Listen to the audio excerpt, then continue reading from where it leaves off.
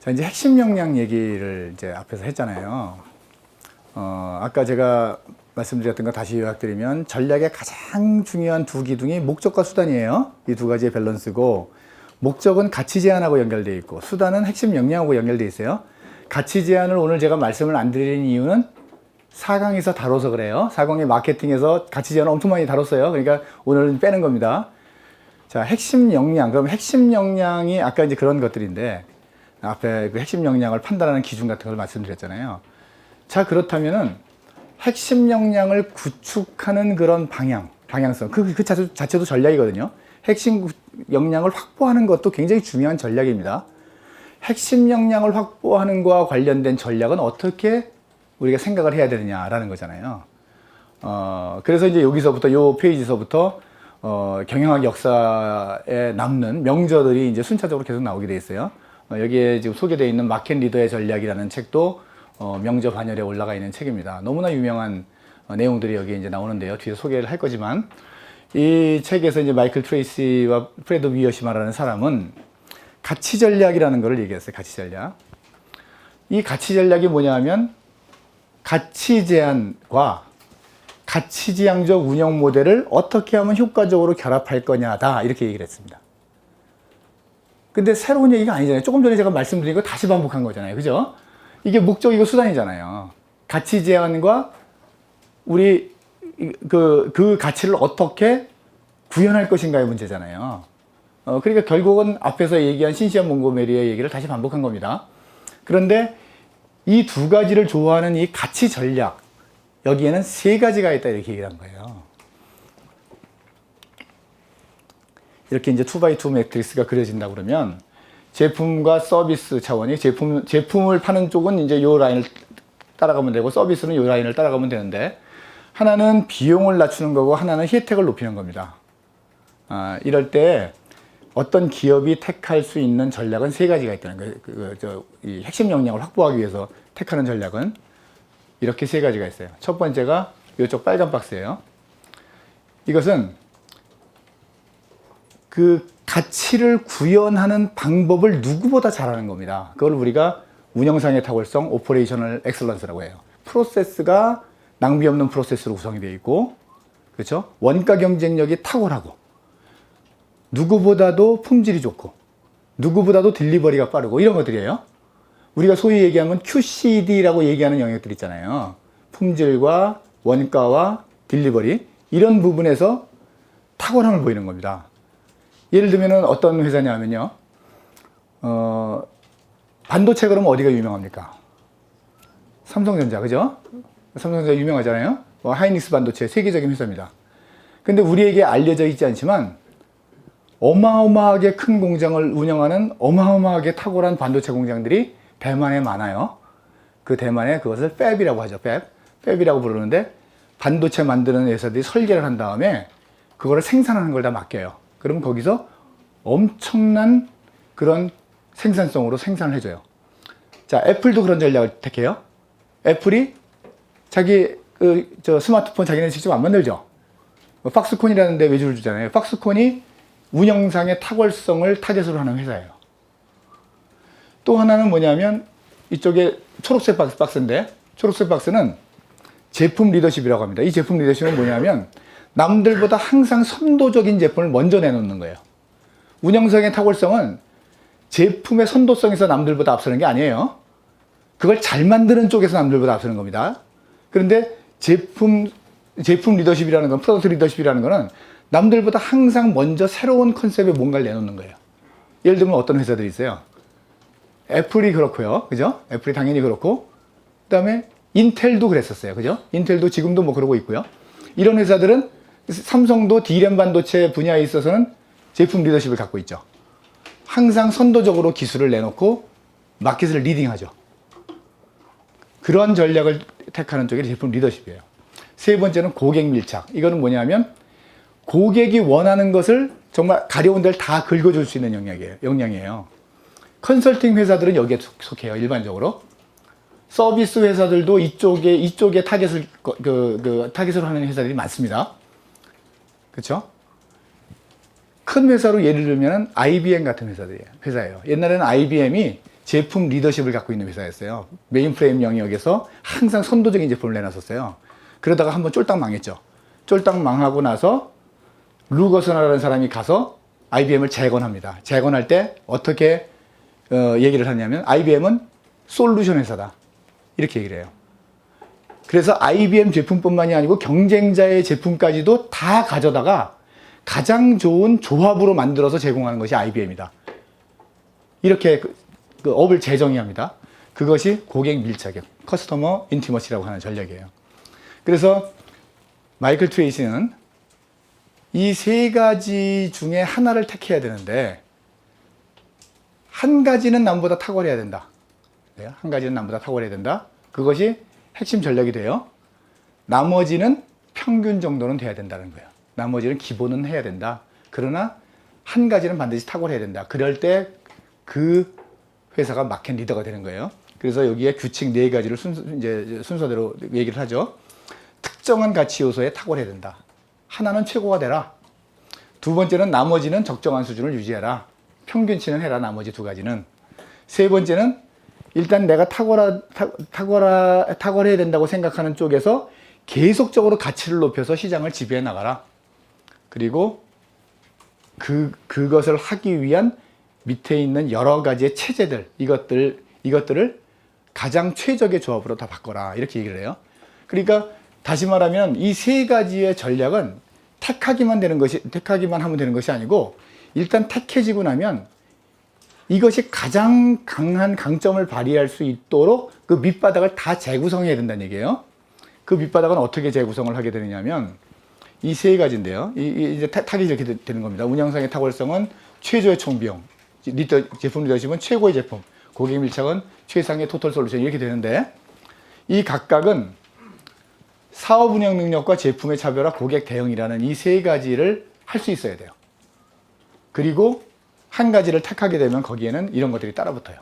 자, 여기에 보시면요. 이거 제가 다 읽지는 않겠지만 어디에 초점을 맞추느냐, 어떠한 의사결정 구조를 갖고 있느냐, 어떠한 조직 문화를 갖고 있느냐가 다 달라지게 돼 있다는 거예요.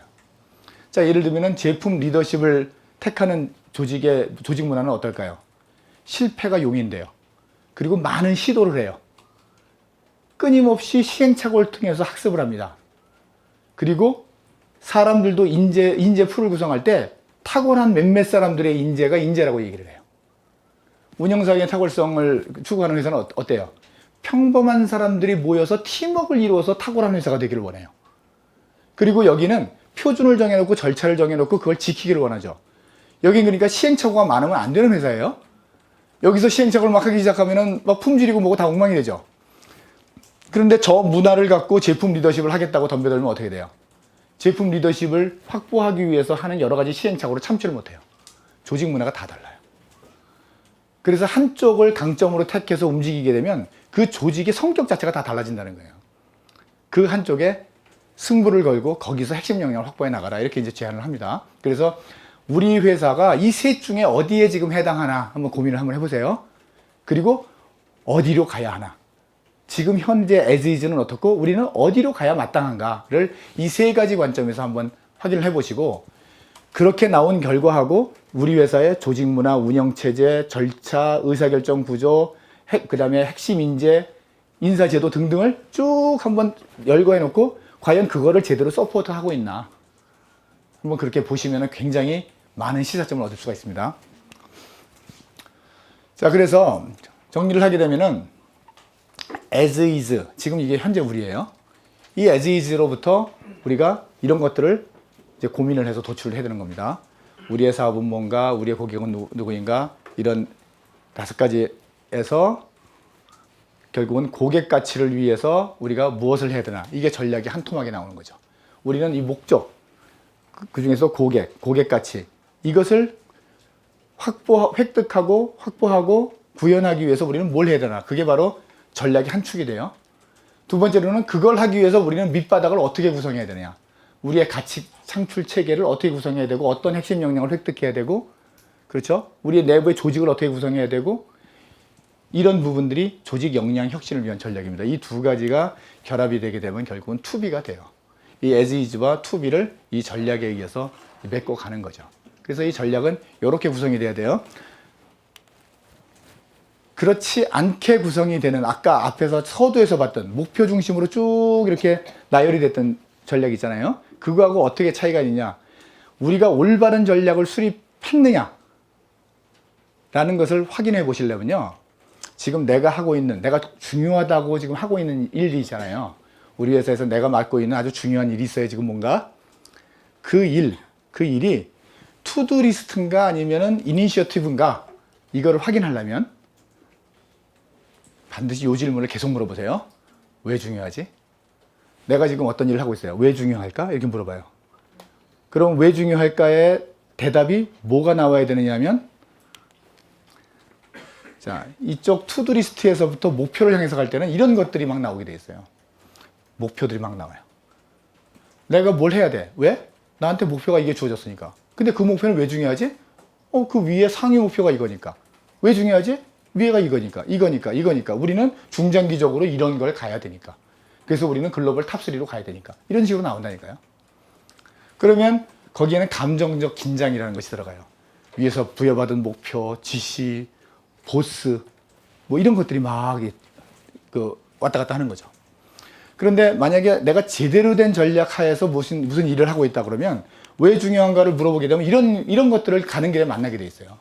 그게 중요한 이유는 우리 회사의 핵심 역량이 이거고 이걸 우리는 획득해야 되기 때문이야. 근데 그 핵심 역량이 왜 중요해? 왜 중요해? 그거는 우리 고객 가치를 위해서 필요하기 때문이야. 고객 가치가 뭔데? 그 고객 가치는 이런 거야. 그 고객 가치는 왜 중요해? 우리의 고객이 누구이기 때문이지. 그 고객은 왜 중요해? 우리의 존재 이유와 사명이 이런 거이기 때문이지로 연결되게 돼 있어요. 우리는 이걸 얼라이먼트라고 해요. 이쪽은 우리가 얼라이먼트라고 안 하는 겁니다. 이거는 목표는 얼라인이 됐을지 모르겠지만 전략과 행위는 얼라인이 안 된 거죠.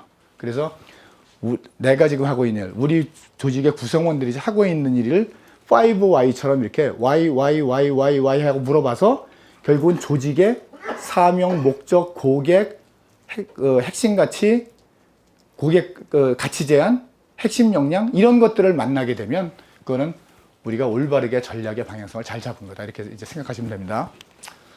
자, 이제 여기까지가 전략에 대한 전체적인 큰 개괄이에요. 그러니까 여기까지를 이해하시고 나면 전략의 큰 틀은 이제 잡히신 거라고 저는 보고 있고요. 나머지 부분들은 다 기술적인 부분들입니다. 그래서 여기서부터는 굉장히 빠른 속도로 넘어갈 거예요. 그래서 소개만 해드릴 테니까 이 부분은 나중에 찬찬히 읽어보시면서 그리고 이제 참고 도서를 보시면서 공부를 하시면 됩니다. 자, 이 도구들 몇 가지만 소개해 드릴 건데 전략 수립 도구는 굉장히 많아요. 근데 그걸 제가 다 말씀드릴 수는 없고 아주 많이 쓰이는 거 몇 가지만 말씀을 드리면 우선 이 표는 많이 보셨을 거예요. 이 표는 뭐 흔히 쓰는 비즈니스 모델 캔버스라고 얘기하는 겁니다. 아까 앞에서 말씀드린 것처럼 목적과 수단. 아까 그 신시아 몽고메리는 그 전략 바퀴 같은 걸로 이렇게 구성을 했잖아요. 그렇게 여러 가지의 분야를 이렇게 바퀴처럼 구성할 수도 있고 여기처럼 이렇게 각각에 다 넣을 수도 있어요. 이렇게 집어넣게 되면 여기 밑에서부터 위에까지가 하나의 경영 전반에 대한 모든 요소들을 우리가 가고자 하는 그 전략하고 어떻게 연계시킬 것인가 이렇게 이제 볼 수 있다는 거죠. 이 중에서 제일 중요한 게 뭐겠습니까? 네, 가치 제한이래요. 이게 제일 중요한 거예요. 이게 목적입니다. 여기서 이 가치 제한을 중심으로 해서 이것을 구현하기 위한 모든 것들이 다 온라인이 되는 이런 구조로 되어 있는 거죠. 또 하나 이제 아주 흔히 쓰는 가장 유용한 툴 중에 하나가 2x2 매트릭스예요. 이건 뭐 여러분들도 많이 쓰시고 계실 거예요. 이 2x2 매트릭스의 종류만 수십 가지 모아놓은 책도 있어요. 번역돼서 나와 있습니다. 지금 아마 절판됐는지 모르겠는데 이 2x2 매트릭스는 아주 유용해요. 뭐 리더십 분야에도 쓰이고 조직 개발에도 쓰이고 많이 쓰이는데 여기서는 전략에 대한 것만 제가 한 4개 정도를 모아왔어요. 많이 보신 걸 거예요. 이건 뭐라고 그러죠, 이거? 수업 분석이라고 합니다. 그리고 저거를 BCG 매트릭스라고 하고요. 여기 보시면 수업 분석, BCG 매트릭스, 그리고 이건 이제 그 유명한 제품 시장 매트릭스, 그리고 이제 본원적 전략 이렇게 되어 있는데 이 4개 뒤에 나옵니다. 순차적으로 설명을 드릴게요. 제일 많이 쓰는 거 수업 분석이죠. 이거 쓰시면서도 그냥 머릿속에 생각나는 대로 대충 이게 끄적끄적거려 가지고 수업 분석 이렇게 쓰시는 분들이 많이 있어요. 근데 이거 잘 하셔야 됩니다. 수업 분석은 위협, 기회, 강점, 약점을 외부 환경과 내부 환경 관점에서 분석을 하고 거기에 따라서 각각의 만나는 부분에 대한 대응 전략을 수립하는 거예요. 이렇게 이제 매트릭스가 이렇게 그려집니다. 그래서 2x2 매트릭스가 앞에서 본 부분이 저 오른쪽 하단에 있는 부분이고요. 그 유명한 이제 BCG 매트릭스입니다. 이거는 이제 BCG가 우리 그 여기 예방주사 맞는 BCG가 아니고 보스턴 컨설팅 그룹의 약자죠. 그래서 보스턴 컨설팅 그룹에서 많이 쓴다고 해서 BCG 매트릭스라고 하는데 워낙 많이 들어보셨을 거예요. 여기 캐시카우라는 말 때문에 워낙 많이 들어보셨을 건데 원래는 이제 저쪽에서부터 시작해요. 그래서 퀘스천 마크, 스타, 캐시카우, 덕 이렇게 이제 네 분면으로 이루어져 있고요. 퀘스천 마크는 프로블럼 차일드라는 용어로도 이제 그 표현을 합니다. 그래서 이 사업이 출발할 때 여기서부터 출발해서 이렇게 성장을 해서 이렇게 소멸하는 거예요. 이렇게 이런 식으로. 그래서 이렇게 표현을 해요. 자, 이제 이거는 빨간 게 뭐냐면 손실이라는 거 다 적자예요. 이건 다 투자밖에 없어요. 근데 개수가 되게 많죠. 이것저것을 많이 시도하는 거죠. 근데 하나도 이익을 못 봐요. 그게 조금씩 이제 성장을 해요. 그리고 어떤 거는 이익을 좀 내고 어떤 거는 뭐 많이 못 내고 그러다가 이쪽에 와서 판이 커지죠. 이 노란 동그라미가 매출이니까 매출이 커지고 이익을 쏟아내기 시작해요. 개수는 훨씬 줄었죠. 이쪽으로 오면서 이쪽으로 가면서 이렇게 이제 소멸해 갑니다. 이건 나중에 이제 페이드 아웃이 되는 그런 사업들이에요. 그래서 이렇게 만들라는 거죠. 이렇게 여기가 뚱뚱하고 이쪽으로 갈수록 이렇게죠. 이게 가장 건강한 모습이라는 거예요. 이걸 항상 이렇게 측정해 보면 우리 사업의 포트폴리오들이 지금 어떻게 움직이구나 이걸 알 수 있다는 거예요. 제가 예전 회사에서 이거 2002년도 말에 그린 거예요. 그때 2002년도 제가 제조업 처음 들어가 가지고 막 거기 있는 것도 막 분석하고 그럴 때 그린 건데 이렇게 그려졌어요. 그 회사께 이렇게 그려진 거죠. 전혀 다른 그림이 나왔죠. 그래서 그때 이게 이 세 영역이 파악이 됐기 때문에 저기에 대해서 각각 포트폴리오를 확보를 하고 뭐 등등등등의 이제 전략을 세웠죠. 이렇게 우리의 전체적인 사업의 포트폴리오를 그 매트릭스에 넣고 분석하는 이제 그 기법이 BCG 매트릭스예요. 그리고 이제 그 유명한 이 매트릭스인데 제품 시장 매트릭스라고 합니다. 근데 이거를 앤서프 매트릭스라고 해요. 이거 왜 앤서프 매트릭스냐면 이분이 이고르 앤서프라는 분인데 경영학에서 전략 경영이라는 분야가 처음 이분 때문에 만들어졌다고 해요. 제가 이제 이 책을 하나 읽어봤었는데요. 우리나라에도 번역되어 있습니다. 제가 권고를 드리는데 읽지 마세요. 별 5개입니다. 별 5개인데 이분이 전략경영의 아버지면서도 이 책에서 왜 유독 그렇게 수학을 많이 썼는지 제가 이해를 못하겠어요. 그래서 전략을 수학으로 풀려고 엄청나게 애를 많이 쓰였어요. 그래서 읽지 않으셔도 되고 이 표는 이해를 하셔야 됩니다. 이게 워낙 유명한 표예요. 굉장히 간단해 보이지만 이쪽이 제품이고 시장인데 기존, 신규 이렇게 나눠져 있잖아요. 그러면 기존 시장에서 기존 제품을 갖고 싸울 건가? 기존 시장에서 신규 제품을 갖고 싸울 건가? 신규 시장에서 기존 제품을 신규 시장으로 확장할 건가? 아니면 완전히 새로운 시장에 완전히 새로운 제품을 나눌 건가? 이렇게 4가지 전략이 있다는 거예요. 어떤 게 제일 어려울까요? 다각화 전략. 제일 어렵죠? 제일 리스크가 크죠. 그래서 이쪽 그 왼쪽 상단과 그 우측 하단이 외연 확장입니다. 그러니까 핵심 역량을 확장해 나가는 거죠. 기존 시장의 기존 고객을 기준으로 해서 확장을 해 나갈 건가? 내 제품을 갖고 확장해 나갈 건가? 이렇게 이제 보는 겁니다. 그리고 이쪽 붉은 쪽, 왼쪽 하단 쪽은 내가 제일 잘하고 있는 시장, 제일 편안한 시장에서 싸우는 거죠. 근데 이게 굉장히 오래전에 만들어진 이제 매트릭스예요. 그래서 그때는 이제 제품 시장 이렇게 되어 있는데 실제로 나중에 뒤에서 다시 보시겠습니다만은 이 제품보다는 핵심 역량을 여기다 대체하는 게 조금 더 전략을 수립할 때 유용합니다, 사실. 그래서 어쨌든 이건 가장 기본이 되는 이제 전략의 매트릭스예요. 그래서 각각의 회사에서 지금 우리가 개발하고 있는 거 뭐 여러 가지 있을 거 아니겠습니까? 지금 현행 제품들, 새로 신규 개발하고 있는 거, 현행 고객들 이런 것들을 이 매트릭스에다가 한번 쭉 넣어보세요. 우리가 어디에 해당되고 있는지 한번 넣어보시면은 우리의 현재 모습과 우리가 어느 쪽이 지금 취약한가 이런 것들이 이제 나와요. 대부분 이쪽이 제일 많아요. 두 번째로 많은 게 어딜까요? 놀랍게도 저쪽이에요. 대부분 다 실패합니다. 그러니까 쓸데없는 짓을 많이 한다는 거죠. 성공 확률이 높은 쪽이 이쪽이거든요. 새로운 분야로 진출할 때. 자, 이제 이렇게 이고르 앤서프가 이 제품 시장 매트리스를 그렸는데 그 중에 제일 큰 경쟁이 일어나고 있는 제일 사람들의 관심이 많은 분야가 바로 좌측 하단, 바로 기존 제품, 기존 시장 아니겠어요? 일단 거기서 내가 만약에 나의 경쟁 이 베이스를 완전히 잃어버리면 사실은 신규 사업이고 뭐고 할 게 없잖아요. 그러니까 사실 내가 땅을 디디고 있는 쪽에서 경쟁에서 어떻게 승리할 건가는 굉장히 중요해요. 그래서 사실 경영 전략에서 이게 전략 분야에서 이론이 가장 많이 발달된 게 바로 기존 시장, 기존 제품이에요. 그걸 경쟁 전략이라고 하고요. 경쟁 전략에서 가장 많이 다루는 분야고 그 경쟁 전략의 가장 유명한 태두가 되는 사람이 누구냐? 그러면 이분이에요. 아마 많이 들어보셨을 거예요. 마이클 포터라는 분이거든요. 마이클 포터라는 분은 이제 책도 여러 권 쓰셨어요. 근데 이제 가장 이제 핵심적인 책은 마이클 포터의 경쟁 전략이라고 이제 번역돼서 나와 있습니다. 우리나라 그 서울대 조동성 교수가 번역을 했어요. 꽤 두껍습니다. 제 기억으로 한 800페이지 돼요. 한번 사서 읽어보시면 나의 독서력에 대한 테스트가 됩니다. 별 5개까지는 아니에요. 그리고 경쟁 우위라는 책도 만만치 않게 그 정도로 두꺼워요.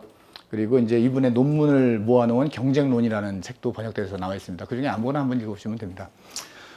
거기서 가장 핵심적인 이론은 바로 이 본원적 전략이라는 거거든요. 본원적 전략도 역시 2x2 매트리스로 설명이 돼요. 이분은 내가 얼만큼 넓은 데서 경쟁을 할 거냐와 내가 어떠한 경쟁 우위를 가지고 경쟁할 거냐 이렇게 정의를 했어요. 자, 그런데 여기 보면은 하나는 낮은 원가, 그죠? 이 원가 경쟁력이죠. 하나는 차별화 이렇게 나오죠. 이거 어디서 많이 봤죠? 어디서 봤어요? 아까 생존부등식에서 제가 다뤘습니다. 그죠? 생존부등식이 이 두 가지의 것을 가지고 가격 정책을 결정한다고 얘기했잖아요. 마이클 포터는 전략이란 두 가지밖에 없다 그랬어요. 기존 제품, 기존 시장에서 경쟁하는 전략은 딱 두 가지밖에 없다. 이 둘 중에 하나를 해야 되는 거예요. 차별화 하든지 아니면 경쟁 우위를, 원가 우위를 갖든지. 그래서 원가 우위 전략을 택할 거냐, 차별화를 택할 거냐. 이 두 가지의 전략 외에는 전략이 없다 그랬어요. 그리고 이 두 가지는 동시에 구현 못 한다. 단기적으로는 구현될 것이다. 그러나 지속 가능하지 않다. 이렇게 봤어요. 그래서 지속 가능한 전략은 결국은 이 둘 중에 하나를 선택하는 것인데 단지 큰 시장을 선택할 거냐, 좁은 시장을 선택할 거냐는 취사 선택의 문제라는 거죠. 그래서 이 부분을 이제 이렇게 설명을 하죠. 이 빨간 부분이 원가 우위, 원가 경쟁력을 기반으로 하는 것이고, 이 파란 것이 이제 차별화를 기반으로 하는 것인데, 밑에 있는 초록색이 그것을 전체 시장이 아니고 아주 특별한 작은 시장에만 타겟으로 하는 우리가 소위 말하는 니치 마켓 전략이라는 거죠. 그래서 이 두 가지 전략 외에 한 가지 더 고려하는 게 바로 선택과 집중, 이 부분이에요. 선택과 집중을 이 두 가지를 기반으로 하되 전체를 대상으로 할 건가, 선택과 집중을 할 것인가, 시장에 대해서 이렇게 이제 이 전략을 구성을 했습니다. 이것을 제네릭 스트래티지라고 얘기하고 우리말로 본원적 전략이라고 표현을 해요. 그래서 마이클 포터는 이 본원적 전략이 가장 유명한 이제 전략이고, 이분의 핵심 메시지는 바로 이 두 가지 중에 하나를 택해라라는 것이고요. 또 하나 이 유명한 말이죠. All things to all people. 이거는 전략이 아니다라는 거예요. 자, all things to all people이 뭐예요? 내가 돈 되는 거 전부 개발해서 사겠다는 사람한테 다 팔겠다 이거잖아요. 그죠? One thing to all people이거나, 그죠? All things to some people은 말 된다는 거죠. 근데 all things to all people은 말이 안 되는 거예요. 자, 이게 왜 말이 안 될까요? 아까 전쟁론으로 다시 돌아가 보세요. 전쟁론에서 전략 중에서 최악의 전략이 뭐라 그랬습니까? 부족한 자원을 전체의 이 전선에다가 전부 흩어놓는 거라 그랬잖아요. 그렇죠? 어느 전투도 못 이기죠. 그렇게 하지 말라는 거예요. 예. 결국은 전략의 핵심은 똑같은 거죠. 그래서 이 all things to all people을 피하려면 반드시 어딘가 뭘 택해야 되는데, 선택을 해야 되는데, 선택을 할 때 원가를 택하든지 차별화를 택하라. 그리고 시장 중에서도 전체를 대상으로 할 건지 작은 시장을 대상으로 할 건지 택해봐. 이렇게 이제 얘기를 하는 겁니다. 자, 그리고 이제 이 마이클 포터는 한 가지의 더 유명한, 이거보다 어찌 보면 더 유명한 이론을 하나 더 만들어냈어요. 그것도 그 책에 같이 나오는데 바로 Five Forces라고 하는 겁니다. 이건 뭐 우리말로 번역이 썩 잘 안 되는데 뭐 5가지 경쟁 요소 뭐 이런 정도로 번역이 아마 될 것 같아요. 이 Five Forces가 뭐냐면 경영 전략 수립을 할 때 조금 전에 앞에 있는 본원적 전략은 지금 시장에서 지금 제품이라고 아까 말씀을 드렸잖아요. 근데 그것만 갖고 안 된다는 거예요.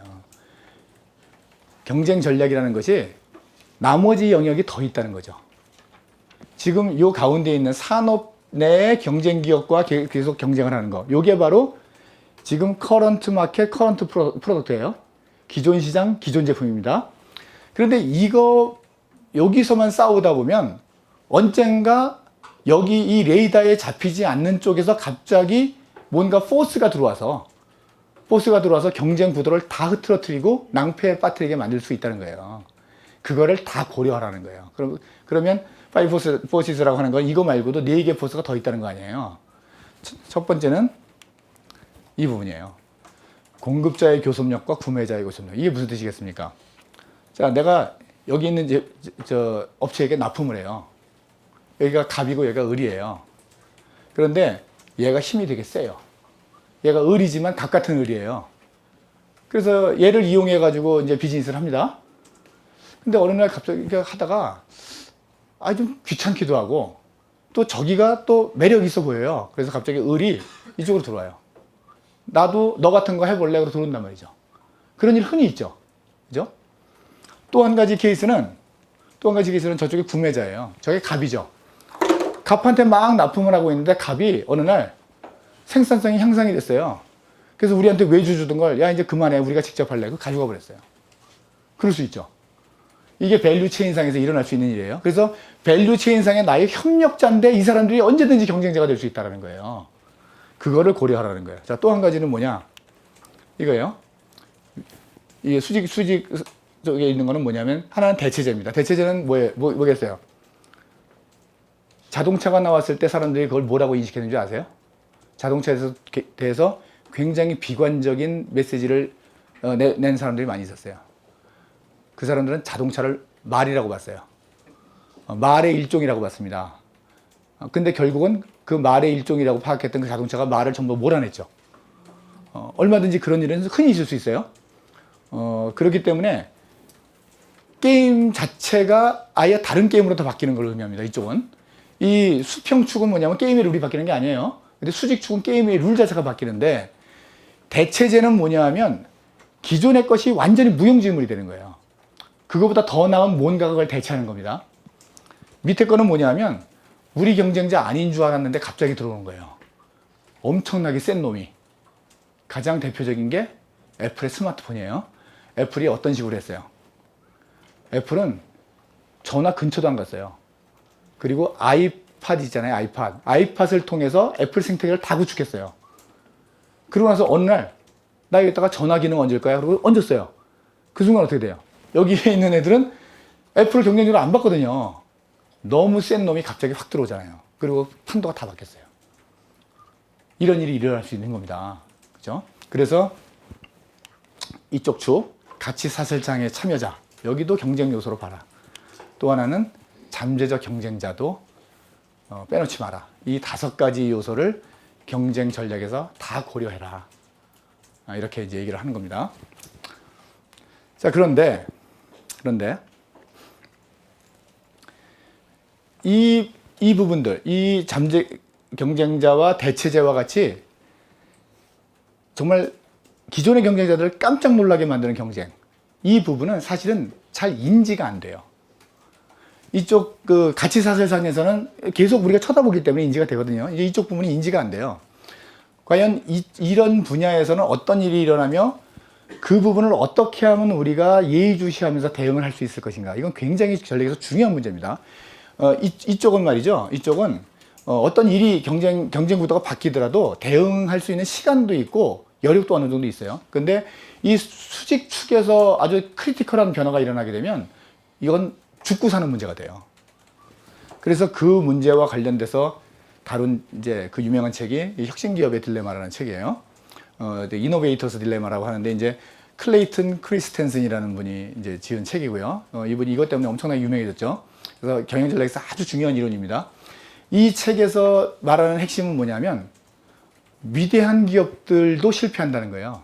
근데 위대한 기업들이 보통 그동안에 어떻게 실패한다고 되어 있냐면 뭔가 삐끗한 거죠. 원칙을 안 지켰어요. 그리고 갑자기 경영자가 이상한 사람이 왔어요. 뭐 중간에 뭐 어떤 변화가 있었어요. 뭐 등등의 이런 것들이에요.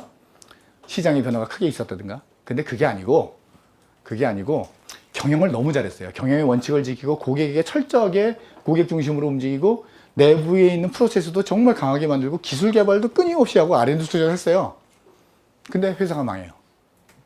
그런 일이 일어난다는 거예요. 그게 왜 이런 일이 일어나느냐는 거죠. 그걸 분석했어요. 정말 훌륭한 경영을 하는 회사들이 망하는 이유, 그거를 이 두 가지로 설명을 했습니다. 존속적 기술과 파괴적 기술. 근데 이게 저는 이제 이 번역이 별로 마음에 안 드는데요. 우선 적자가 붙은 거는 이게 대부분 다 그 일본적 표현이거나 그 중국어에서 하는 표현이라서 별로 마음에 안 드는 것도 있지만, 일단 존속적 기술은 그렇다 치고 파괴적 기술이라는 게 워낙 오해를 많이 불러일으킬 만한 이제 그 번역이에요. 저게 디스트럭티브가 아니거든요.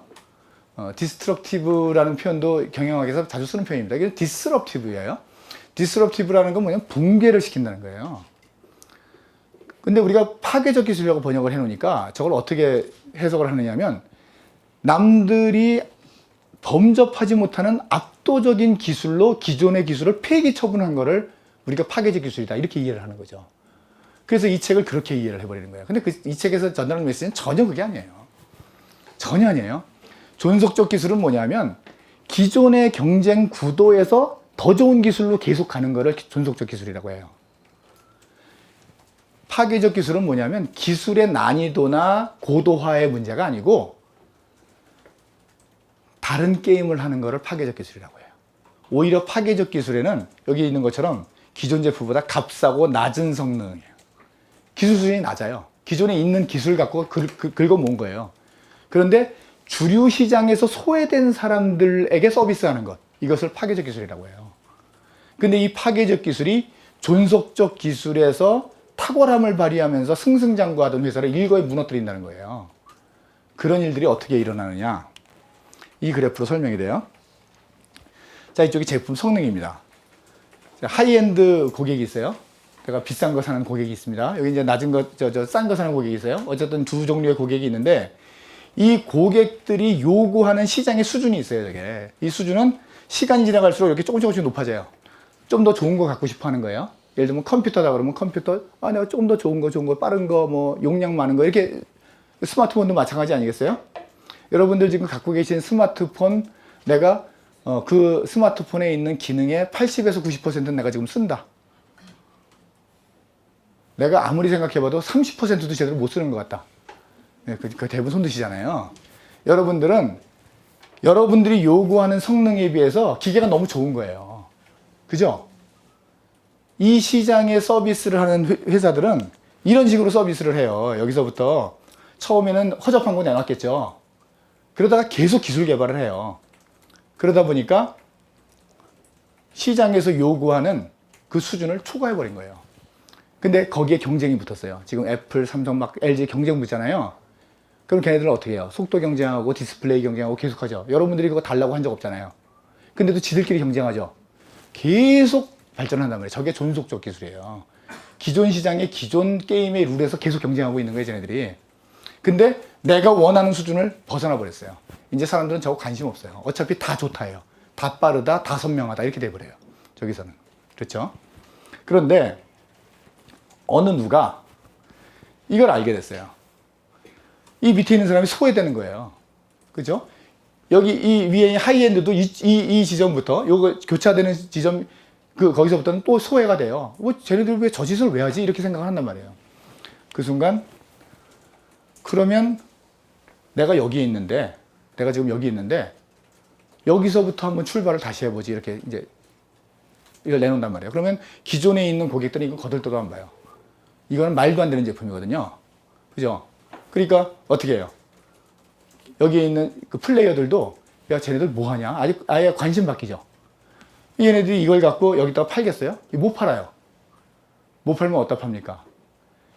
얘네들 말고 다른 데서 수요가 있어요. 다른 데 수요가 있습니다. 엉뚱한데 조그만 시장에서 팔아요. 예를 들면은 여기 책에서 여러 번 나온 것 중에 디스크 드라이브가 있어요. 디스크 드라이브 중에 이렇게 나온 디스크 드라이브가 있었어요. 팔 데가 없어요. 훨씬 더 작은 걸 만들어냈는데 팔 데가 없어요. 속도가 느리고 용량도 작아요. 비싸고. 그런데 그걸 누가 사가냐면 컴퓨터 쪽에서는 안 사가요. 이 기존 고객 컴퓨터거든요. 그쪽에서 안 사가고 내비게이션 쪽에서 사가요. 그쪽에서 수요를 만들어요. 그리고 공급을 시작합니다. 그러면서 계속 기술 개발을 해요. 자, 이제 이쪽으로 옮겨온 다음부터는 얘네들도 똑같이 존속적 기술 쪽으로 움직여요. 자, 움직이다 보니까 어떻게 됐어요? 여기서 원래 있던 고객 만났죠. 이 고객이 이걸 사기 시작해요. 더 올라가니까 나중에는 하이엔드 고객도 이거 사죠. 자, 기존에 있는 회사는 어떻게 됐을까요? 망했어요. 이게 경영 분야에서 반복적으로 일어나는 일이다라는 거예요. 자, 왜 이런 일이 일어나느냐는 거예요. 이 사람들이 바보가 아닌데, 그죠? 이걸 이제 성능 과잉 공급에 의해서 이런 일들이 일어난다고 해요. 고객이 원하는 수준보다 기술의 발전 속도가 훨씬 빠르기 때문에 이 교체가 되는 시점에서 기회가 생기는 거예요. 그 기회를 포착한 회사들이 훨씬 더 낮은 성능을 갖고 저 밑에 있는 엉뚱한 고객부터 출발해서 이 시장으로 치고 들어올 경우에 파괴적 혁신이 일어나고 그 파괴, 디스럽션은 기존 시장의 룰을 전부 다 무너뜨리고 기존 고객들을 다 쓰러뜨린다는 거예요. 이런 이유 때문에 그렇답니다. 기업은 기존 고객이 중요해요. 그래서 기존 고객이 거들떠보지 않는 제품을 개발할 리가 없어요. 그러니까 플레이그라운드가 생긴 거예요. 그런데 거기를 누가 또 관심을 갖고 쳐다봤는데 이 회사가 이미 기존 고객을 성공시키고 있으면 규모가 클 거 아니겠어요? 이 규모가 큰 회사가 이렇게 조그만 회사의 것을 가지고 뭘 하나 해보겠다고 하면 결제를 못 받아요. 다 리젝트가 돼요. 그래서 그 프로젝트가 전부 무산이 돼요. 그리고 기존에 있는 고객은 전부 시장 조사를 하고 분석을 함으로써 전략을 수행하는데 이런 새로운 시장은 분석이 안 돼요. 그러니까 윗사람한테 리포트를 쓸 수가 없어요. 그리고 기존의 것을 잘하는 그 능력이 새로운 것을 못하게 하는 그런 이유가 돼요. 마지막으로 아까 얘기한 것처럼 성능 과잉 공급으로 기술의 발전 속도하고 시장의 요구의 발전 속도가 다를 수 있어요. 이런 이유 때문에 그런 기회들이 생겨요. 그래서 파괴적 혁신의 기회가 생기고 결국은 나타나는 현상이 저런 현상을 통해서 기존 기업들은 여기에 눈을 돌리지 않고 작은 새로운 기업이 그 밑을 치고 들어가서 계속적으로 존속적 기술의 과정을 다시 거치면서 교차 지점이 됐을 때 기존 기업들을 잡아뜨리고 그 시작을 다 가져온다는 거예요. 그래서 이제 거기에 대해서도 대응 방안을 이런 여러 가지 소규모 조직을 만들어서 완전히 독립적으로 운영을 할 수 있도록 의사결정을 독립적으로 할 수 있는 그런 조직을 따로 운영해라. 그리고 이 조사 분석을 기반으로 하는 그런 답을 찾는 그런 것이 아니고 이 시행착오를 통해서 러닝하는 조직을 만들어라. 뭐 기타 등등의 여러 가지 조언을 합니다. 이건 나중에 한번 책은 뭐 두껍지 않으니까 별표로 따지면 3.5 정도 됩니다. 그래서 이제 충분히 읽어보실 수 있고요. 한번 읽어보시면은 많은 시사점을 얻으실 수 있어요. 그래서 이렇게 이제 뭐 로우엔드에서부터 하이엔드까지 이 고객들이 실제로 기술의 발전에 관계없이 그 사람들은 처음에 성능을 따지다가 신뢰성 따지다가 편리성 따지다가 가격을 따지다 이렇게 한다는 거예요. 존속적 기술은 이런 식으로 움직인단 말이죠. 그래서 여기에서 이렇게 세 가지의 전략 중에 하나를 심도 있게 검토를 하라는 겁니다. 하이엔드 고객이 있는 쪽으로 계속 진출해 나가는 기존의 방법이 하나가 있고요. 존속적 기술의 궤도죠.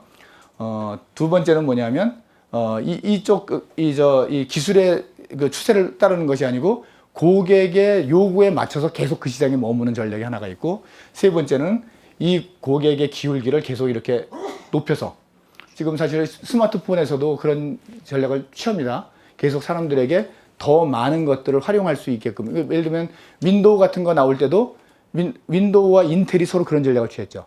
윈도우가 무겁게 나오니까 프로세스가 더 좋은 게 나와야 되고, 프로세스가 좋은 게 나오니까 소프트웨어가 더 좋은 게 필요하고, 이렇게 서로 이 기울기를 계속 높이는 전략을 취했죠. 그런 것들이 하나의 전략이 될 수 있다는 겁니다. 자, 이제 지금까지 경쟁 얘기를 했어요.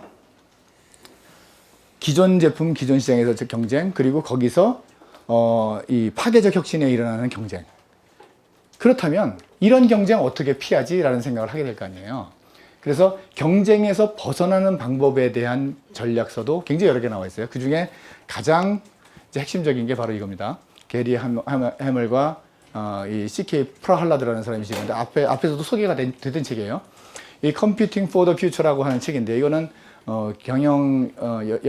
경영의 명저 중에 아주 기념비적인 명저로 손에 꼽히는 명저 중에 하나입니다. 우리나라에는 시대를 앞서는 미래 경영 전략이라는 제목으로 번역이 되어 있어요. 불행히도 지금 절판되어 있습니다. 그래서 중고책밖에 못 구하시고요. 영어를 잘하시는 분은 원서를 사서 보세요. 그게 훨씬 이해하기가 쉽습니다. 번역이 제가 보기엔 좀 마음에 좀 잘 안 들어요. 어쨌든 꼭 한번 읽어보셔야 될 책이라고 저는 생각을 하는데 아주 유명한 이제 이 2x2 매트릭스가 있어요. 결국은 대부분의 회사들이 이쪽에서 논다는 거예요. 기존에 이미 알고 있는 표현된 이미 알고 있는 고객도 말했고 우리도 알고 있는 그런데 우리가 뭔가를 하고 있는 이 영역에서 대부분 다 움직이고 있다는 거죠. 근데 저기 색깔이 칠해져 있는 부분은 고객도 얘기 안 해줬고 우리도 뭔지 잘 모르고 그리고 지금 서비스도 안 되고 있는 그런 영역 이 영역에 대해서는 사람들이 사실은 별로 아이디어가 없다는 겁니다. 그래서 저 부분을 어떻게 개척하고 어떻게 전략을 수립할 것인가에 대한 것이 이제 이 책에 써 있어요. 그래서 이 책에 나오는 전체적인 내용들을 한번 정리를 하게 되면 여러분들도 한번 이 질문에 대해서 답을 한번 해보세요. 자, 지금 우리 제품, 내가 지금 플레이하고 있는 제품과 시장은 뭐지? 그런데 그 시장에서의 게임의 규칙이 뭘까? 이 시장은 어떤 게임의 규칙에서 작동되지? 그런데 그 게임의 규칙은 누가 만들었을까? 누가 주도할까라는 거예요. 누가 만들었고 누가 주도하나. 자, 그러면 내가 지금 현재 시장, 현재 제품에서 움직이는데 게임의 규칙을 모르거나 그러면 이제는 성공할 수 없어요. 게임의 규칙은 아는데 그게 내 게 아니에요. 누군가가 그 게임의 규칙을 리딩하고 있어요. 그러면 나는 그 경쟁에서 헤어날 방법이 없고 거기서도 절대 리더가 될 수 없다는 거죠. 그래서 나는 그렇다면 룰 팔로워가 될 것인가? 아까 그러면 경쟁 전략으로 하는 겁니다. 앞에서 봤던 내용들이에요. 지금 이 책에서 컴퓨팅 포 더 퓨처에서 다루는 거는 바로 이 부분이에요. 자, 룰 체인저가 되라는 거예요. 룰 체인저가 된다는 것은 뭐겠습니까? 아까 색깔 칠해져 있는 영역, 구현되지 않은 영역 쪽으로 움직여 가라는 겁니다. 이 룰 체인저가 되는 부분을 이제 이 책이 주장을 하고 있어요. 그래서 이제 순서는 이렇게 됩니다. 기존의 것 잊어라. 새로운 룰 체인저가 되지 못하는 가장 큰 원인은 아까 이 크리스텐슨 교수가 얘기한 그 내용처럼 존속적 기술에 올인하고 있는 회사들이 파괴적 기술을 외면하는 것처럼 내가 지금 현재 플레이를 잘하고 있고 익숙해 있는 그 부분에 매몰되어 있으면 새로운 쪽으로 못 가요. 새로운 게임의 룰을 도저히 형성할 수 없어요. 그래서 언러닝을 먼저 얘기를 해요. 먼저 잊어라. 기존에 있는 패러다임을 잊고 기존의 사고의 틀에서 벗어나라. 그리고 나서 전체 산업에 대해서 통찰을 해라. 전체 산업이 어떻게 움직일 것인가, 어떤 게임의 룰로 움직이고 있고 앞으로 어떻게 움직일 것인가. 그러면 거기에 나는 어떻게 전체적인 전략의 큰 틀을 가져가야 될 것인가, 그리고 그것을 어떻게 도전적이고 과감한 목표로 셋업을 하고 어떠한 나의 자원과 핵심 영역, 나의 자원을 이용할 것인가, 어디를 포인트로 잡고 어디를 공략할 것인가. 아까 얘기한 이 센터 오브 그래비티라고 제가 표현을 했던 전쟁론에서 반드시 이겨야 할 전투가 어딘가 그 얘기예요. 그리고 핵심 역량 얘기가 나오죠. 이 핵심 역량이라는 것이 사실 이 책으로부터 비롯됐어요. 그래서 핵심 역량을 어떻게 구축할 것인가, 그거를 어떻게 나의 제품과 서비스에 이 인베딩 시킬 것인가, 내재화 시킬 것인가, 그리고 그걸 통해서 어떻게 내가 지배력을 확장하고 거기에 마켓 선도가 될 것인가 라는 이런 순서로 이 책이 구성이 되어 있습니다. 그래서 여기 있는 책의 내용이 워낙 좋은 내용이 많고 방대한데 이 내용을 제가 여기서는 다 설명을 드릴 수가 없고 전체적인 큰 골격만 이제 말씀을 드리고요. 그래서 여기서 주장하는 가장 핵심은 여기 있는 내용을 한번 읽어보시면 되고요. 제품 포트폴리오는 잊으라는 거예요. 현재 시장, 현재 제품에서 경쟁을 하고 있을 땐 제품 포트폴리오가 중요하죠. 근데 이분이 얘기하는 거는 뭐냐면 거기서 벗어나는 룰 체인저가 되기 위해서는 핵심 역량 포트폴리오 관점에서 접근하라는 거예요. 내가 갖고 있는 핵심 역량이 뭔가, 그 포트폴리오가 뭔가, 어떻게 관리하고 어떻게 획득해야 될 것인가로 접근하라. 그래서 아까 엔소프 매트릭스에서 제품 시장 매트릭스에서 제품이라는 것이 핵심 역량으로 바뀌는 것이 좋겠다라고 아까 얘기한 거잖아요. 그게 바로 이 부분이죠. 시장과 핵심 역량으로 2x2 매트릭스를 그리는 거예요. 그래서 이 핵심 역량과 시장 관점에서 이 기존에 있는 핵심 역량으로 기존 시장에서 싸울 때는 뭐 이런 질문에 대해서 답을 하는 것이고, 여기 있는 각각의 질문에 대해서 답을 하면서 내가 움직여갈 곳이 어딘가 이렇게 이제 판단을 해보라는 겁니다. 자, 이제 또 한 가지 이 경쟁으로부터 벗어나는 가장 유명한 거는 아마 블루오션 전략일 거예요. 이거 뭐 읽어보신 분들이 워낙 많으실 거고요. 책의 난이도도 별 3개 정도이기 때문에 뭐 충분히 어렵지 않게 읽을 수 있는 책입니다. 그리고 게다가 우리나라 분이 또 저자이기도 해가지고, 저 여자분은 이제 김희찬 교수의 제자라고 합니다. 너무 유명한 거라서 뭐 제가 설명을 뭐 마땅히 드릴 것도 없어요. 레드오션과 블루오션에 대해서는 뭐 다 이해를 하실 거예요. 단지 한 가지는 분명히 해야 됩니다. 제가 2010년인가 9년인가 뭐 아마 그때쯤 됐을 거예요. 그때 블로그에 뭐 제가 글을 엄청나게 많이 쓰던 시절이에요. 지금은 블로그에 글을 거의 안 쓰지만, 그때에 2011년 정도 됐나 보네요. 그때 블루오션에 대해서 제가 글을 좀 하나 쓴 게 있어요. 그런데 그 블루오션에 어떤 분이 댓글을 달았어요. 그래서 댓글에 대해서 제가 댓글을 다시 달았더니 이 양반이 갑자기 좀 공격적인 댓글을 달기 시작해요. 그러면서 막 질문을 막 이상하게 이 뉘앙스가 이상한 댓글을 막 달기 시작해요. 그래서 거기에 또 댓글을 계속 꾸준하게 달았는데 나중에는 막 챌린지를 막 하더니만 열받아서 가더라고요. 그 요지가 뭐였냐면요. 제가 글을 그렇게 썼거든요. 우리나라 기업들이 블루오션과 관련돼서 오해를 하는 것이 있다. 블루오션이 남들이 한 번도 해보지 않고 우리도 해보지 않은 전혀 새로운 신규 사업을 발굴해서 그것을 실현하는 걸 블루오션이라고 생각하는 것이다 라고 했어요. 블루오션 그게 아니거든요.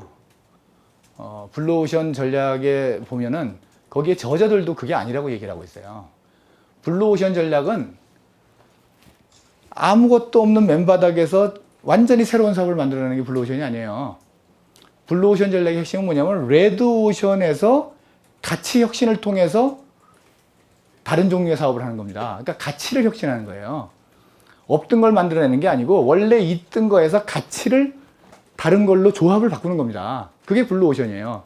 그 글을 썼는데 자기의 생각하고 다르다고 나중에는 막 화를 내면서 댓글 한참 달다가 나가더라고요. 그래서 이게 굉장히 큰 오해구나. 그래서 블루오션에서는 가치 혁신, 이 부분이 가장 중요한 핵심 키워드라고 생각하시면 되는데요. 그렇기 때문에 가치 혁신에 이 4가지를 하라는 거예요. 이거 이제 여기서 보면은 이 2가지는 비용을 줄이는 겁니다. 저쪽은 구매가자 가치를 높이는 거예요. 그럼 다 연결되잖아요. 아까 이 생존부등식에서 봤던 거잖아요. 생존부등식에서 PC, VP 이거하고 다 같은 내용이고, 그죠? 그래서 무엇을 제거할 것인가, 무엇을 감소할 것인가, 무엇을 창조할 것인가, 무엇을 증가시킬 것인가, 이게 전부 다 고객 가치예요. 지금 현재 우리가 제공하고 있는 고객 가치 혹은 업계에서 표준으로 생각이 되는 고객 가치를 전부 나열한 다음에 그 고객 가치의 수준을 전부 매핑을 하고, 거기서 우리가 앞으로의 새로 블루오션으로 가기 위해서 새로 구성하는 가치 제안에는 어떤 것들을 빼고 어떤 것들은 좀 줄이고 어떤 걸 새로 집어넣고 어떤 것들은 더 강화시킬 것인가, 이 차원에서 가치 혁신을 하라는 뜻이거든요. 그래서 그거를 이런 식으로 이제 그 예가 나와 있어요. 여기 이제 이 1990년대 말 미국 와인 시장에, 이걸 이제 전략 캔버스라고 해요. 밑에 있는 게 가치입니다. 고객에게 제공하는 가치들이에요. 와인 회사들이 이런 가치들을 제공한 거예요, 표준적으로. 그래서 그거를 그림을 그리는 거죠. 그랬더니 그림이 이렇게 나와요. 저가 와인은 밑으로 그려지고 프리미엄 와인은 이렇게 그려져요. 이게 현재 스테이터스입니다. 자, 그러면 이거를 혁신해야 되잖아요. 여기 이 시장에 새로 호주에 있는 이 회사가 들어가기로 결정했어요. 그래서 기존에 있는 가치들을 ERRC라는 2x2 매트릭스에 집어넣은 겁니다. 이거 ERRC 그리드라고 해요. 이것도 블루오션 전략에서 그 제안하는 아주 유명한 그 툴입니다.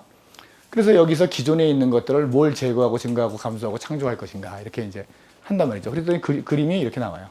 자, 우리의 결론은 이거라는 거죠. 와인의 고급스러고 이런 거 줄이고 ATR 마케팅 안 하고 숙성 품질 이거 포기.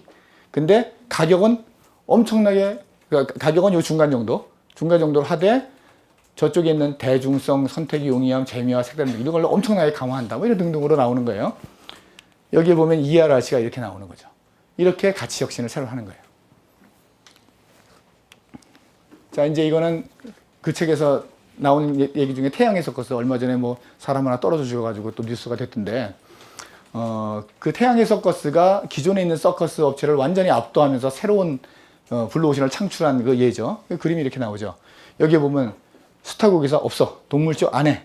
그리고 통로 간식 판매 안 해. 복합무대 그런 거 없어. 그 대신에 우리는 저쪽에 남들이 안 하는 거 어마어마한 걸 해. 우리는 주제가 있고 관람 환경도 세련돼 있고 뭐 등등등등. 어떤 것들은 늘리고 어떤 것들은 줄여. 어떤 건 없애. 이렇게 ERRC를 통해서 전체 전략 캔버스를 이렇게 새로 그리는 거죠. 한 가지 더 얘가 그 유명한 사우스웨스트 항공입니다. 사우스웨스트 항공도 이런 거 다 없애고 저쪽에 빈번한 포인트 운항 이런 것들을 새로 집어넣고 하는 거죠. 이렇게 이제 그림을 다시 그릴 수 있죠. 그래서 이거는 뭐 굉장히 쉬운 툴이에요. 여러분들도 한번 얼마든지 해보실 수가 있어요. 그리고 굉장히 유용한 툴이기도 합니다. 자, 이제 마지막 세션인데요. 제가 한 5분에서 10분 내로 끝날 수 있을 것 같은데, 자, 이제 전략을 이렇게 수립했습니다. 경쟁 전략도 수립했고, 비경쟁 전략도 수립했어요. 근데 이 전략이 올바르게 실행이 돼야 되잖아요. 전략은 수립이 중요한 게 아니고 실행이 중요하지 않습니까? 어떻게 실행을 하며 그 실행이 잘 되고 있는 걸 어떻게 아느냐라는 거예요. 다시 말하면 전략을 어떻게 관리하느냐의 문제예요. 이 부분은 사실은 굉장히 대부분의 기업들이 서툴거든요. 근데 이 부분에 대한 이론이 사실은 좀 뒤늦게 나왔어요. 전략에 대한 이론보다 상당히 늦게 나왔는데, 그건 이런 겁니다. 전략 실행을 할 때 말이죠. 대부분 저 실적을 갖고 관리를 해요. 저걸 KPI를 저 실적에다 초점을 맞춰서 관리한단 말이죠.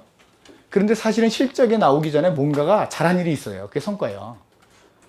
그 잘한 일은 뭔가를 수행했기 때문에 그게 됐을 거예요. 그리고 그 앞에는 전략이 있었어요. 그러니까 전략을 통해서 과제가 나왔고 과제를 통해서 올바른 일이 수행되니까 그 결과로서 실적이 나오는데, 문제는 여기서부터 저기까지가 시간이 걸린다는 거예요. 어떤 건 2년도 걸리고 어떤 건 5년도 걸려요. 이 앞에 있는 거를 성과도인과 선행지표라고 하고 저 실적을 수행지표라고 해요. 근데 우리는 전략에서 보통 KPI를 얻는 것을 수행지표만 얻는단 말이에요. 수행지표를 갖고 전략이 제대로 됐는지를 알 수가 없다는 거예요. 시간이 너무 많이 걸리는 거예요. 우리가 피드백의 사이클이 빠를수록 학습을 더 빨리 하잖아요. 근데 이게 느리면은 제대로 학습을 못 해요.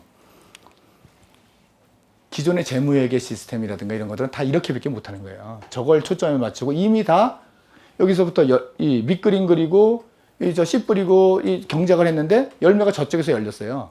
저 열매는요, 예전에 씨 뿌린 거의 열매예요. 근데 그 씨 뿌린 게 잘 됐는지 못 됐는지는 몇 년 후에 알 수가 없단 말이에요. 이미 다 게임 끝난 거예요, 저게. 그래서 요 앞에 거를 알 수 없느냐는 거예요. 요 앞에서 사이클을 돌리면서 지금 뭔가 잘못 가고 있네? 잘 되고 있네? 어떤 건 강화해야겠네? 어떤 거는 바꿔야겠네? 이런 것들을 이 앞단에서 움직일 방법이 없겠느냐. 그거를 이제 해낸 사람들이 이 사람들이죠. 그 로버트 케플란하고 데이비드 노튼이라는 사람이 BSC라는 개념을 만들어냈습니다. 이제 뭐 워낙 유명한 개념이라서 대부분 다 아실 거예요. 밸런스드 스코어 카드라고 하는데 이제 두 개의 책이 우리나라 번역돼 나와 있는데 요거 사실 수 있고요. 요건 중고책밖에 없어요. 요게 개념서고 요게 실행서입니다. 두 책 다 좋은 책입니다. 그래서 그 BSC는 회사의 숫자와 관련된 것부터 시작해서 밑에 있는 인프라까지를 전부 다 일관성 있게 정렬 하는 부분하고, 그리고 충돌하는 두 가지 사이에 균형을 맞추는 거, 장기와 단기, 그리고 재무와 비재무, 후행, 선행, 성과와 실적 이런 등등으로 충돌하는 것끼리의 균형을 맞추는 거, 이 두 가지를 동시에 하기 위해서 만들어진 거예요. 기존의 전략들은 이 재무 계획과 자본 할당이라는 이 예산 시스템에 의해서 움직이기 때문에 비전과 전략을 세웠지만 그 비전과 전략을 점검하는 사이클이 효과적이지 못한 거예요. 너무 사이클이 느리게 돌고 그리고 숫자 중심이고 그 숫자가 개선됐다는 것이 실제로 전략이 올바르게 수행이 된 건지 아닌 건지에 대해서도 사실은 인과관계가 명확치가 않아요. 그거를 이런 식으로 이제 바꾸겠다는 겁니다. BSC를 통해서 전략을 명확히 하고 그리고 그것을 모든 사람에게 이해를 시켜서 의사소통하고 정렬을 시키고 정렬된 것에 적절하게 목표를 설정하고 거기에 자원을 할당하고 그러고 나서 문제가 있는 것들을 학습을 하고 학습을 통해서 다시 전략을 수립하고 이 사이클을 아주 빠른 속도로 돌려보겠다 라고 하는 것이 BSC의 핵심이에요. 그래서 이 비전과 전략이 수립되면 그 비전과 전략에는 4가지의 관점이 있다라는 것을 이 사람들이 이제 알게 된 거죠. 우리가 일반적으로 얘기하는 재무 관점, 이거는 뭐 흔히 회사에서 일반적으로 하는 겁니다. 근데 우리가 전략은 출발점이 어디라 그랬어요? 목적이고요. 그리고 결국은 고객으로 연결되죠. 자, 그럼 우리가 고객을 만족시키고 고객에게 올바른 가치를 제공한 것이 전략의 핵심이에요. 그럼 그거하고 재무는 무슨 관계가 있냐는 거예요. 그렇죠. 그리고 이 목적이 있으면 그 다음에 수단이라는 거 있잖아요. 그 목적을 어떻게 수단으로 구현할 수 있느냐, 이게 중요하잖아요. 자, 그 수단하고는 어떤 관계가 있느냐는 거죠. 그리고 그 수단을 만들어내기 위해서 우리는 어떠한 인프라를 갖고 있어야 되느냐, 우리의 구성원들은 어떤 역량을 갖고 있어야 되고 우리 정보 시스템은 어때야 되고, 이 4개가 사실은 다 맞물려서 돌아가는데 지금까지의 전략의 관리는 이런 부분들을 제대로 고려를 못했다는 거죠. 그래서 이렇게 4가지의 것으로 이제 그 4가지 영역으로 나눠서 이 4가지를 일관성 있는 인과관계 사슬로 엮으라는 겁니다. 이게 하나의 예예요. 이게 책에서 나와 있는 예입니다. 그리고 이 각각은 핵심 측정 지표가 있을 거란 말이죠. 이게 제대로 됐는지 안 됐는지를 측정하는 지표가 있을 것이고, 그 지표는 앞에 있는 어떤 성과 동인에 의해서 만들어지는 것일 것이다. 이런 형태. 그래서 성과 동인을 올바로 만들어내고 저거를 수행하면 이 핵심 측정 지표가 개선이 되고, 개선이 되면 이 프로세스에 의해서 결국은 전략이 제대로 수행되고 고객도 만족하고 재무 성과도 개선되는 이러한 전체 구조로 움직이게 된다는 거예요. 그래서 하나의 이제 템플릿입니다. 이 책에 나온 것과 요것저것을 제가 조합해 가지고 하나 종합적인 걸 하나 만들었는데, 이 재무적 관점부터 학습과 성장 관점까지 이러한 항목에 집중을 해서 가장 중요한 건 여기죠. 고객 관점이 제일 중요해요. 여기서부터 출발하는 겁니다. 고객 관점을 먼저 정리를 하고, 요걸 하려면 내가 어떤 프로세스가 필요하지? 그리고 그거를 하려면 내가 어떠한 역량이 필요하지? 그 결과로서 우리는 궁극적으로 무엇을 얻으려고 하지? 이렇게 이제 정리를 하시면 돼요. 이거는 뭐 제가 여기서 자세한 내용을 더 말씀드리기는 어렵습니다. 이런 식으로 이제 여러 시행착오를 거쳐서 매핑을 하다 보면 이제 그림이 그려져요. 제가 예를 들면은 제가 이전에 근무했던 회사에서 그린 그림이에요. 그거를 조금 마사지를 해서 갖고 왔습니다. 화학회사였어요. 화학회사 13개월 만에 턴어라운드 했던 회사예요. 그 회사에서 그때 그렸던 그림이에요. 여기 있는 것들이 이제 우리가 했던 과제들이고, 요게 이제 고객 관점이고 재무 관점 이렇게 되어 있습니다. 요 두 번째가 이제 건장제 회사예요. 또 다른 회사인데 그 회사에서는 이렇게 그렸어요. 이건 뭐 한 번에 그려진 그림이 아니고 수없이 많은 시행착오를 가지고 그리고 지우고 반복해가지고 한참 만에 이제 그림이 나왔죠. 이 그림은 3년에서 5년을 타깃으로 그리는 겁니다. 중장기 관점에서 그리는 거예요. 그리고 매년 요거의 서브 세트로 우리가 뭘 해야 되지, 이렇게 정리가 되는 거예요. 그래서 한 해가 지나게 되면 요 그림이 조금씩 달라지게 돼 있어요, 계속.